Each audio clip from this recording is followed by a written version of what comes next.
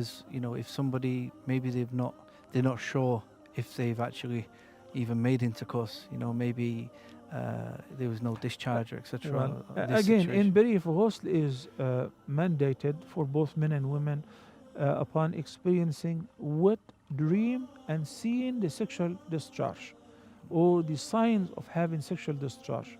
Sometimes a person may have a wet dream but without sexual discharge. Mm. A man and a woman, then ghusl is not required. Even if you still remember the dream perfectly, like complete sexual relations, Mm. but there is no sign of sexual discharge, then or Mm. ihtilam, then there is no ghusl. Um, and also, if the person just gets up and they find that they have sexual discharge, even if they don't remember that they have experienced wet dreams. And we also have to educate the youth in this regard because this is a sign of reaching the age of puberty. Mm.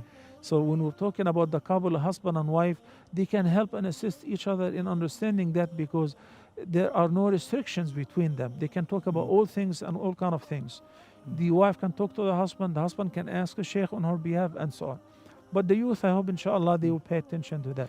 A lot of people, they Mm. reach the age of puberty and they keep experiencing wet dreams. They don't understand. They Yeah. just throw their clothes in the laundry Mm. and they move on. Mm. The prayer is invalid. Mm. Yeah. The prayer is invalid. Mm. And if you perform tawaf, it's invalid.